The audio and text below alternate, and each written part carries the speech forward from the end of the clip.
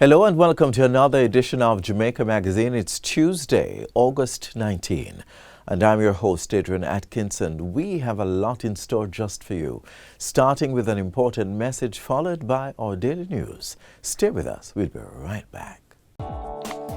Did you know that you can vote without the new voter ID card? Once you're registered to vote, that is, your name is on the voters list, you can vote in the upcoming election. If you don't have your voter ID card, visit your polling station on Election Day and our trained Election Day workers will assist you. That was a message from the Electoral Office of Jamaica.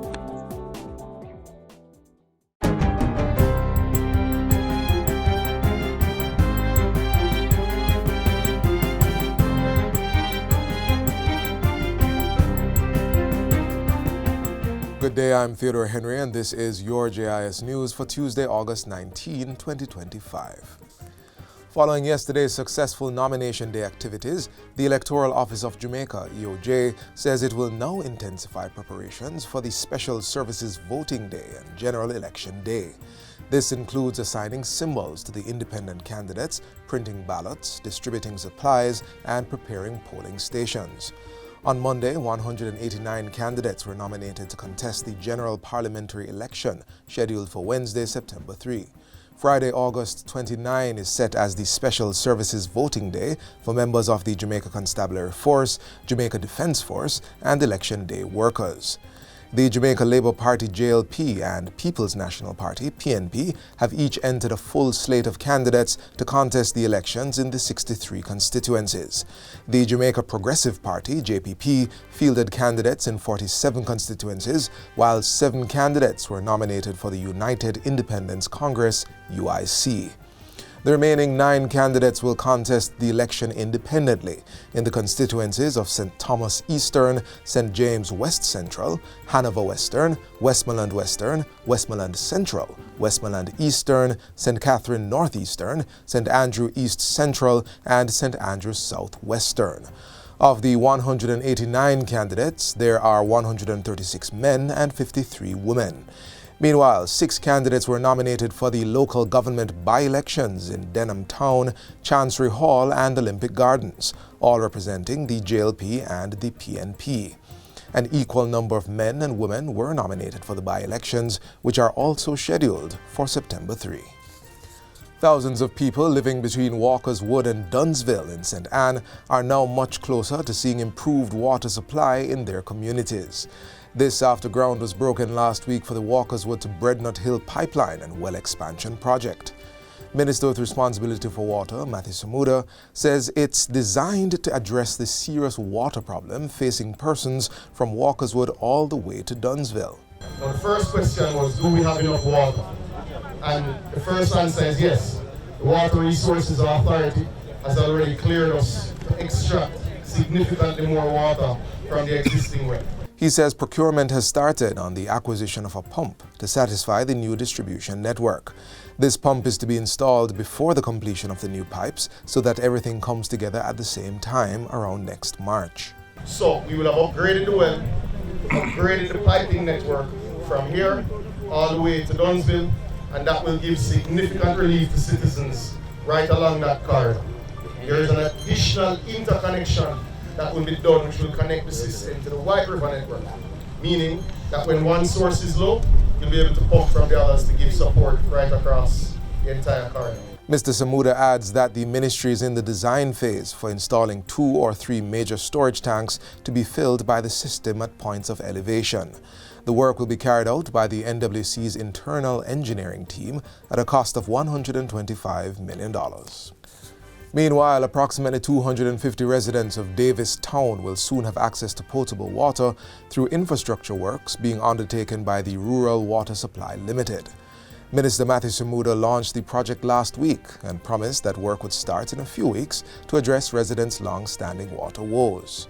This community has waited far too long to get reliable potable water.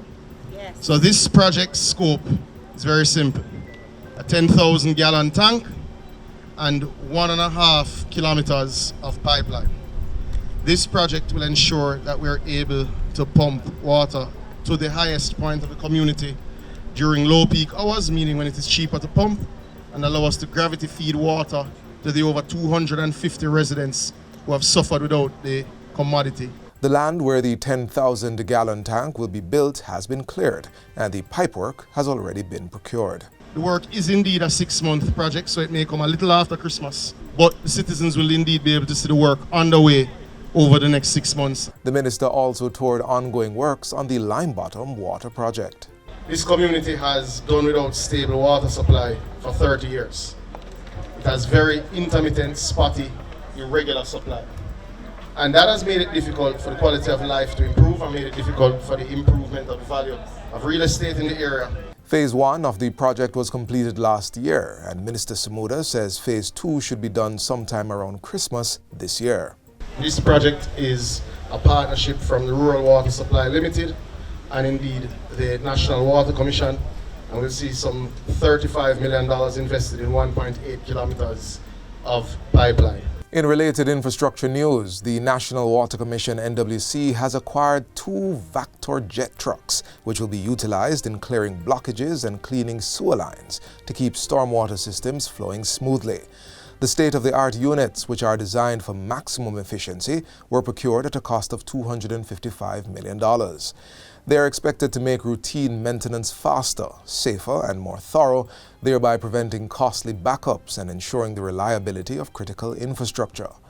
Acting Vice President of Operations at the NWC, Herman Fagan, says the additional units will reduce downtime in operations and ensure continuous service to customers. It enables us to be more responsive to the needs of our customers and when reports are made. And we know we're talking about wastewater, and wastewater issues have to be resolved within a prescribed or the shortest time frame. Mr. Fagan explains that while the units will be deployed across the island, they will primarily be utilized in Kingston and St. Andrew, where most of the NWC network is located. The Vector jet trucks have a shelf life of about 15 years, and procurement is in progress for more. All 56 schools on the National School Learning and Intervention Plan, NSLIP, recorded improved performance in this year's CSEC English A exams, while 41 improved in mathematics. During a press conference on Friday, Education Minister Dr. Dana Morris-Dixon outlined the impressive improvements at some of the institutions. Charlie Smith High School, from 13.1% last year to 75% of their students passing English A. We have Bustamante High School, from 12.1% to 51.9%. We have Fair Prospect High School, 9.5% to 73.7%. Greater Portmore High School, from 21.3% to 78%. Merlin Otti High School, 19.2% to 85%. Glengoff High School, 16.7% to 82.8%. Among the high schools that saw improvements in mathematics were Edwin Allen, St. James, Cross Keys, Iona, Marcus Garvey Technical, and Kemps Hill. While welcoming the progress, the Education Minister stressed that more work must be done to raise pass rates even higher. We still have more work to do, but you see that our schools are making the effort. Our teachers are working hard. Our principals are working hard. They're working with us. We can't at the ministry just say, oh, we're going to do these interventions and they just happen. The school has to be receptive. The school has to do a lot of work to create the environment for the interventions to work. And they did. The National School Learning and Intervention Plan provides support to students and institutions through a range of modalities.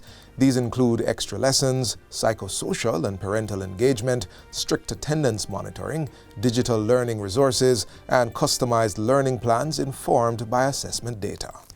And finally, Jamaica's youth swimming team placed second at the 2025 Goodwill Swimming Championships in Barbados. The team finished with 1,230 points over the 3 days of competition, just behind the Bahamas and ahead of Trinidad and Tobago.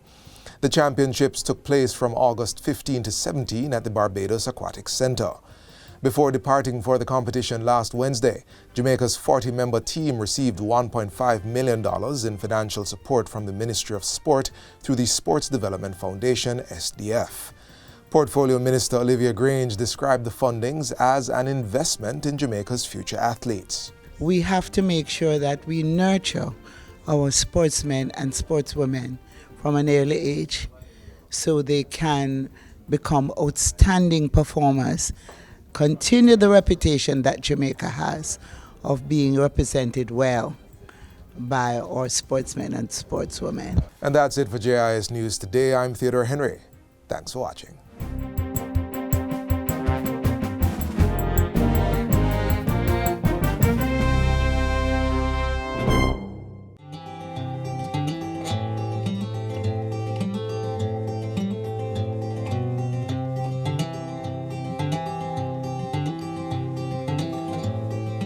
This message is brought to you by the Office of the Prime Minister. We are at the best point ever in agriculture in Jamaica. Very soon, we will have more than 50% of our irrigable arable lands irrigated. I had the great pleasure of breaking ground for the Hydro Plains project. The Essex Valley is underway, almost completed. And all of those projects are bringing more lands under irrigation. The Ministry of Agriculture has moved with great speed and alacrity in bringing lands under their agro park, under the agro invest strategy. There are lands available for persons who are interested in investing in agriculture to work on those lands. I had the pleasure of looking at the Parnassus Agro Park with farmers from all over Jamaica, including returning residents, putting in many acres of crops. We are at a good place. We must now expand and invest in our agriculture. This message is brought to you by the Office of the Prime Minister. It's that time when we update you on the key events and developments coming out of the Office of the Prime Minister over the last week. Welcome to Jamaica House Weekly.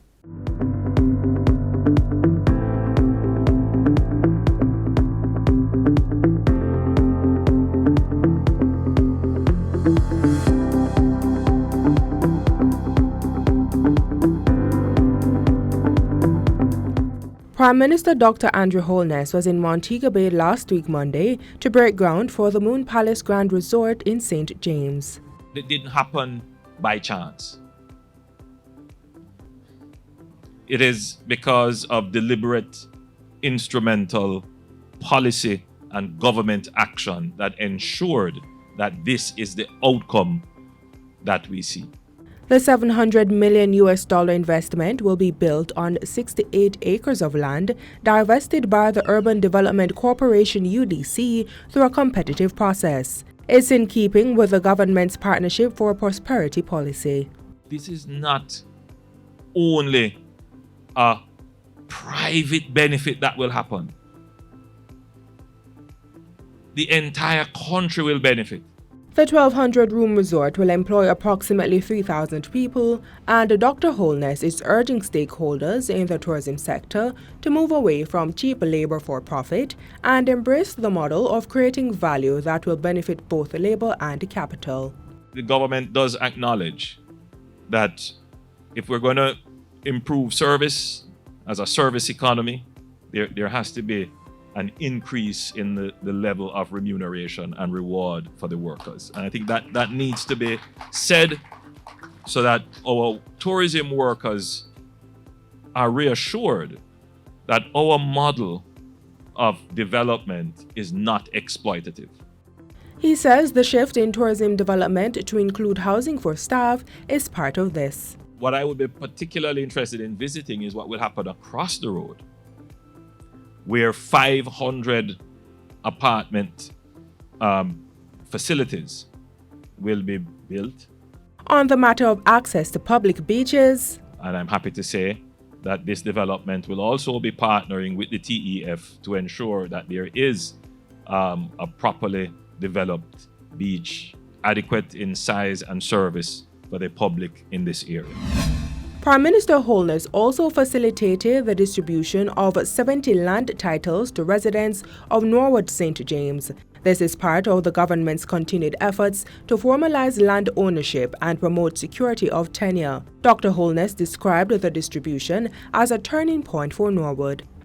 Your community is a case study of a community that is transitioning from informality to formality. You are the epitome of ambition, hard work, and the drive to uplift yourself. The process was facilitated through the government's systematic registration of title and has been successful in St. Elizabeth and St. Catherine. What that has done is to accelerate titling. So we are not waiting on persons to come to get their titles. What we have done is to declare an area for systematic titling. Dr. Holness says over 12,500 titles have been issued since April 2021, and the aim is to replicate the process island-wide very soon. Don Webby was, in every respect, a national figure whose presence was felt in the boardroom, in the Senate, in the community, and in the hearts of the people whose lives he touched. A solemn moment as Prime Minister Dr. Andrew Holness and Jamaica reflected on the life of the Honorable Don Webby. His celebration of life service was held on Thursday. His passing has left a void, not just in the Grace Kennedy family and the Jamaican business community, but in the fabric of our nation. Don Webby's life was defined by a deep and abiding commitment to his country. To the Webby family, I extend the deepest condolences of the government and people of Jamaica. We thank you for sharing Don with us. Tributes continued Saturday for Jamaica's legendary boxer, Michael Mike McCallum, at the same church. Prime Minister Dr. Andrew Holness's tribute was read by Minister of Sport Olivia Grange. Over the course of his career, Mike was named Jamaica's Sportsman of the Year 7 times. A remarkable feat that reflects not only his dominance in his discipline, but the respect he commanded from his fellow Jamaicans. He was inducted into the International Boxing Hall of Fame in 2003, ensuring that his legacy would be preserved alongside the greatest fighters in history. And that's it for Jamaica House Weekly. Be sure to join us next time for more of the news stories coming out of the office of the Prime Minister.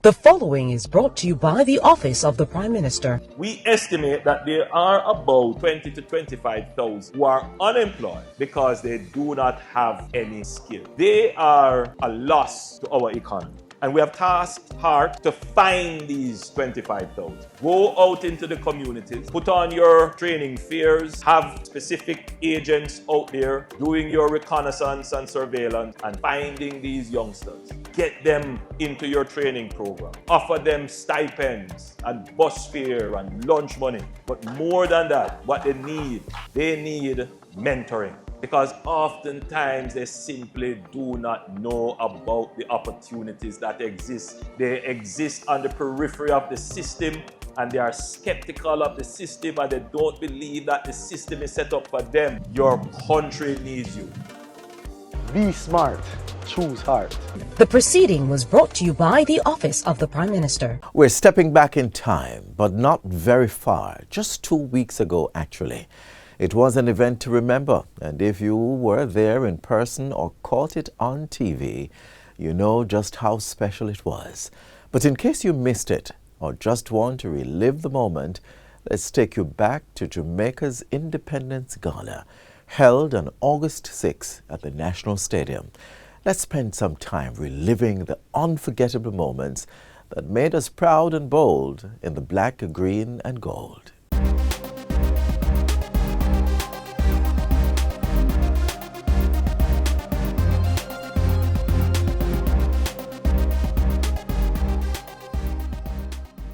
Jamaica love, we wanna feel Jamaica love.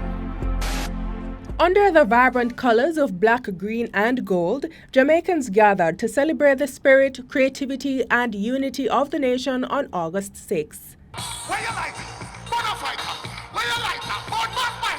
But it was more than just a grand gala. It was a reflection of a nation that has grown stronger through resilience, unity, and bold leadership, with the leaders and patrons uniting to honor Jamaica's rich heritage and its promising future. The Grand Gala once again took place at the National Stadium, a site that holds a deep connection to Jamaica's history and achievements in many arenas. Here is full and there is about half the size of this crowd outside wanting to come in. On the day we celebrated 63 years, the Prime Minister promised more reasons to celebrate. This stadium, is a representation of our athletic prowess. But the truth is we have outgrown the stadium. And the stadium is over 50 years old. It needs to be renovated. We have launched plans now to have the stadium upgraded and modernized and increased capacity.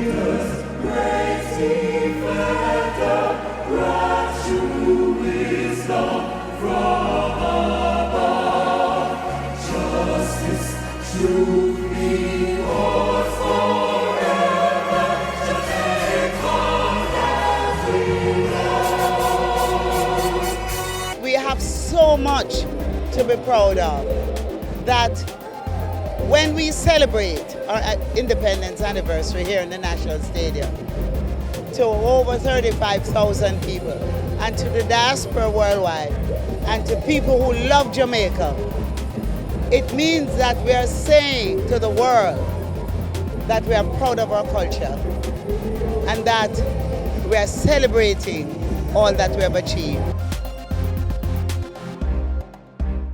At the heart of the gala were the 2,500 performers who lit up the stage and brought Jamaica's stories to life. They kept the crowd on their feet, literally. Paul Newman, a three-time choreographer for the Grand Gala, shared how the theme was chosen for his segment on Marcus Garvey and the preparation process for the performance, which involved a total of 420 performers from diverse communities. Because of the whole U.S. giving the pardon to Garvey, so then that's a tribute and honor to him. And then we were given songs at Garvey that would probably push Garvey's message, and then we were able to put movements to it.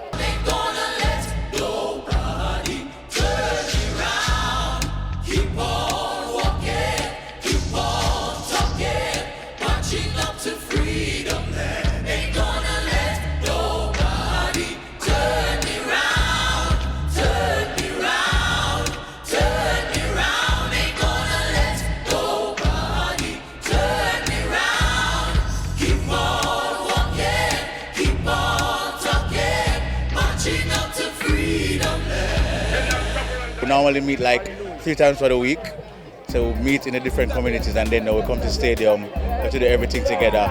And when you come to the stadium, like the process starts over again. So one good thing that worked is that we knew what we were going to do before going into the community. Do you remember? Do you remember?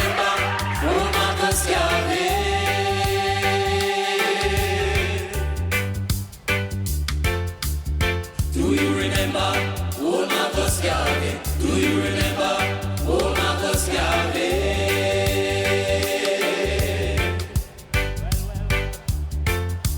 It is amazing to see your work come to life. Just the passion that they have to give back to their country, it's amazing. This is my second time performing at Grand Gala, and I really like just interacting with a lot of people. It gets a chance to know more people outside of my group. And I just like how Jamaicans can come around and celebrate our independence together. Over the years, it's very good to see how Jamaica, we can come together despite the arguing, the violence. It's very good that we can come together, agree on things, and to just, celebrate Grand Gala and independence. So it's a very nice experience. In the spirit of the theme and inspiring Jamaicans to be proud and bold in their black, green and gold, the government paid tribute to 3 pillars of Jamaican music excellence: Leroy Sibbles, Capleton and Beres Hammond. For every person there, the Grand Gala was a shared moment of joy and identity. And as the performances ignited the crowd, the spirit and pride of Jamaica shined brightest. I want to say to Jamaicans out there, you have a culture of which you must be proud. You have a heritage of which you must be proud.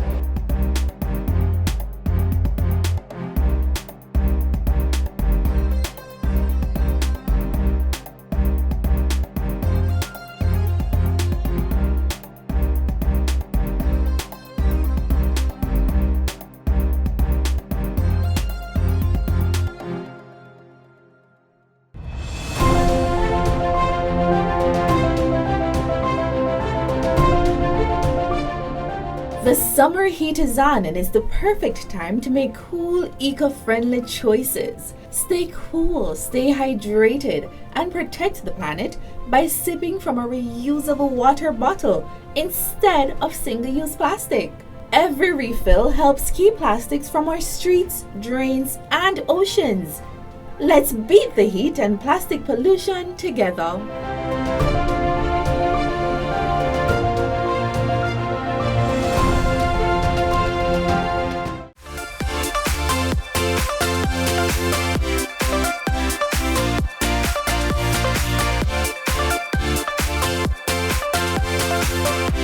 Jamaica is planting seeds for the future, and the youth are the vessel. With the lowest average age of farmers in the region, the Ministry of Agriculture is pushing further to grow interest and opportunity among young Jamaicans. This year, 5,000 backyard garden kits will be distributed across urban centers, more than ever before. The first year I did the backyard gardening program, we did 2,000, it was oversubscribed. Second year, we did 3,000, it was oversubscribed. This year, we will be doing 5,000 backyard gardening kits. But that's not all. The government is sowing long-term investments in youth through a new scholarship initiative and graduate work program.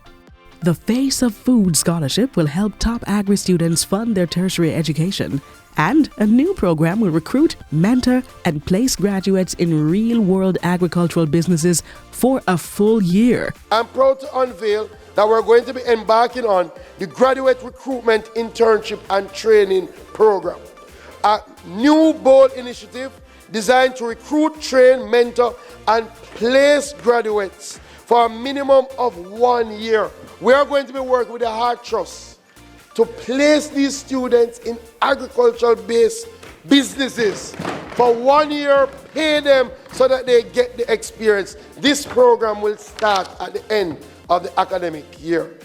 From school gardens to scholarships and starter jobs, Jamaica is cultivating a new generation of farmers, and the future looks fruitful.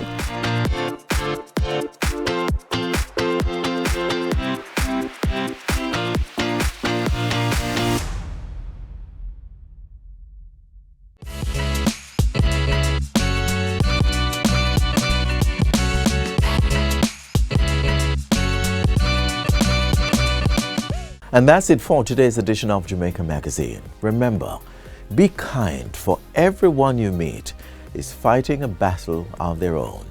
Do join us again tomorrow for another informative show. In the meantime, remember to visit our website, jis.gov.jm, for more news you can use. On behalf of the entire team, I'm Adrian Atkinson. Stay safe.